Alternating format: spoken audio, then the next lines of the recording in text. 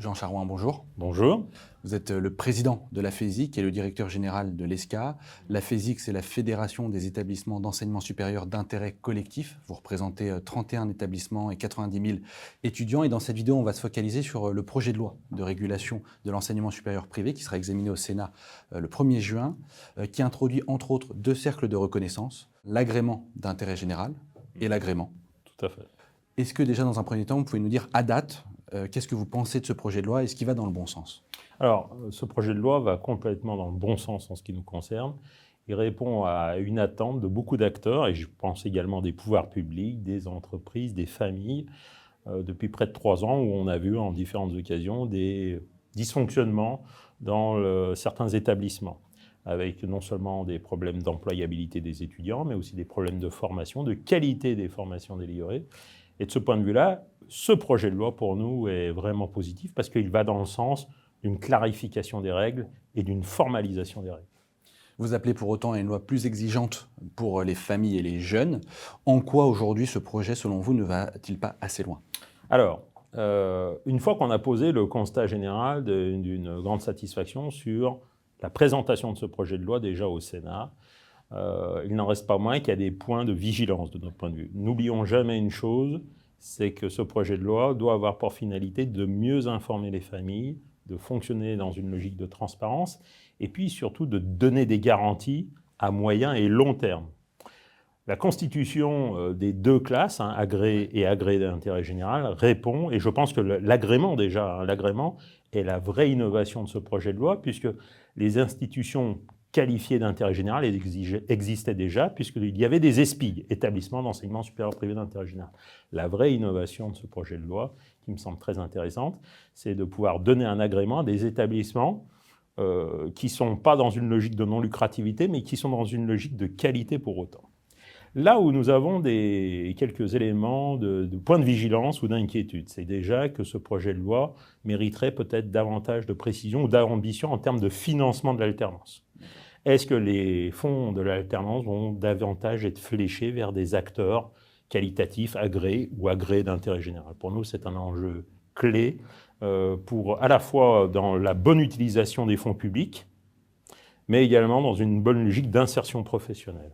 Ensuite, il y a un autre sujet qui concerne plus particulièrement les établissements d'intérêt général, c'est celui d'un potentiel gel des qualifications ESPIG, considérant qu'à ce jour, ces établissements qualifiés ESPIG, qui respectent des règles de non-lucrativité, d'adossement des formations à de la recherche, qui se contractualisent pendant plusieurs années avec l'État, eh bien finalement ont apporté de nombreux éléments, de nombreuses garanties en termes de délégation d'une mission de service public éducative.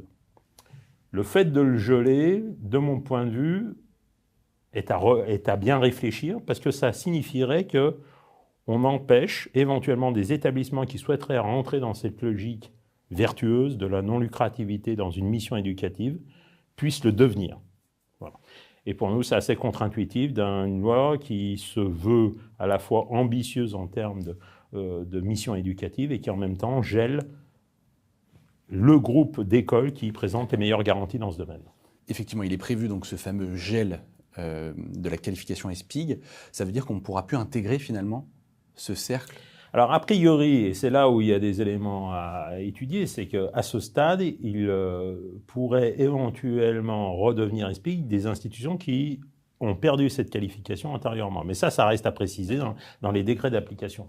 Mais inévitablement, ça signifierait que toute institution qui ne l'était pas auparavant ne pourrait jamais le devenir. En fait, la question pour nous, c'est pas de savoir si on le fait ou non, mais pourquoi on le fait. Ouais. En fait, c'est la vraie interrogation de la FESIC à ce stade, qui défend ce modèle d'intérêt général non lucratif.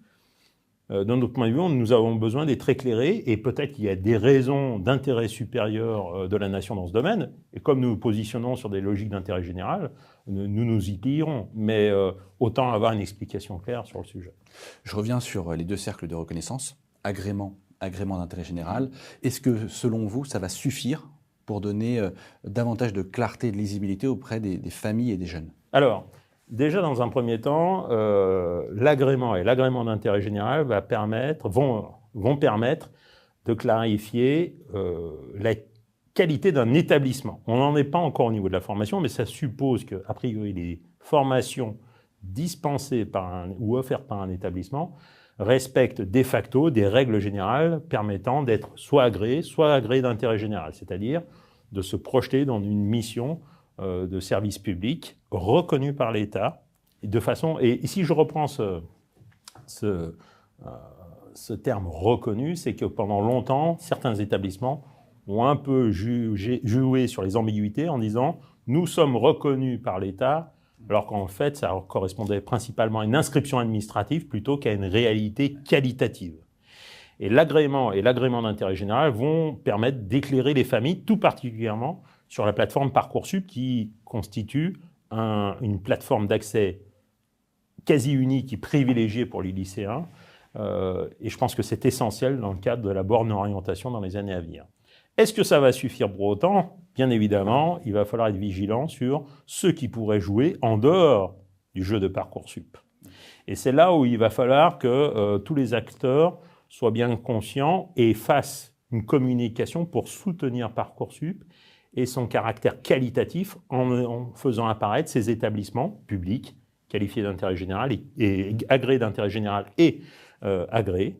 À défaut, on pourrait justement favoriser le développement de certaines officines, mais je pense que les pouvoirs publics sont déjà en train de travailler sur ce sujet-là et les décrets d'application seront très importants, justement pour éviter ces comportements opportunistes. Parce que l'angle mort de cette réforme à date, c'est que rien ne sera prévu pour les officines qui souhaiteront rester en dehors de Parcoursup et faire par exemple du marketing sur le fait d'être hors Parcoursup. Je prends un exemple, elles continueront de bénéficier des financements publics pour l'apprentissage à date. Alors justement, c'est là où nous souhaitons être beaucoup plus exigeants sur l'apprentissage, mais j'ai envie de dire, même dans l'état du projet de loi actuel, de nombreux BTS pourraient rester sur Parcoursup tout en ne présentant pas les qualités indispensables en termes de taux de réussite d'insertion professionnelle. Donc justement, ça fait partie justement des points sur lesquels il va falloir être très vigilant. Justement, c'est le problème des officines qui sont ces établissements qui jouent sur les imperfections du marché. Je pense que les pouvoirs publics ont bien vu justement les jeux de certains de ces acteurs. J'appelle forcément, en tant que président de la FESIC, à ce qu'ils soient très attentifs à ces comportements opportunistes qui se feront forcément au détriment des étudiants, de leurs familles et des entreprises, donc de la société en général. Et c'est là où justement ceux qui ne sont pas dans cette logique Parcoursup devront être bien identifiés comme tels, et il faut que tout le monde communique, tous les acteurs, que ce soit les organes de presse ou les journalistes tels que vous, les pouvoirs publics, mais également les établissements, communiquent bien sur le caractère qualitatif que va représenter Parcoursup grâce à ces identifications avec des agrégés d'intérêt général. Ensuite, évidemment, et je pense que sur le long terme, il y aura un autre sujet, c'est que si les agrégés d'intérêt général ainsi que les établissements publics restent sur Parcoursup, l'évolution démographique sera telle que de toute façon, de plus en plus, le taux d'acceptation sur Parcoursup montera au cours du temps. Parce que justement, il y aura un nombre d'offres de places sur Parcoursup qui correspondra aux attentes des lycéens. Mais ça risque de prendre quelques années. Et l'inquiétude, c'est pendant ces quelques années, comment réguler l'ensemble. Comment faire pour demain invisibiliser ou en quelque sorte moins mettre en avant sur les plateformes d'orientation ou dans les salons, justement les établissements qui ne joueront pas le jeu et qui ne seront ni agréés d'intérêt général? Alors ça, c'est un travail qui est beaucoup plus large et qui va nécessiter, je pense, la mobilisation des acteurs, parce qu'on sait que justement, certains acteurs ont des modèles économiques aussi en termes de communication qui reposent sur la communication ou sur les actions de communication de ces acteurs qui seront ni agréés d'intérêt général. Et c'est sans doute là qu'il va falloir sans doute faire preuve d'une grande vigilance sur la nature des informations et l'exposition que peuvent avoir ces acteurs qui jouent sur ces imperfections de l'offre pédagogique. Merci Jean Charouin. Est-ce que vous auriez un dernier mot justement à quelques jours du 1er juin, date où le Sénat examinera ce projet de loi?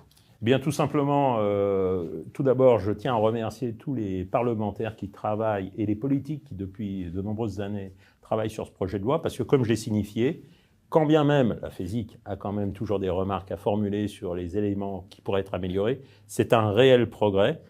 Dorénavant, je souhaite tout simplement qu'on puisse avoir un débat sain, et puis un débat qui soit pragmatique. Parce que, regardons les choses en face, si ce texte de loi n'est pas adopté, in fine, à un moment ou à un autre, on restera dans le statu quo qui, depuis 3 ans, ne présente aucun avantage pour les familles et pour l'État en général, puisqu'il y a de nombreuses imperfections. Donc, espérons que ce texte de loi puisse être présenté et adopté. Merci Jean-Charles. Merci.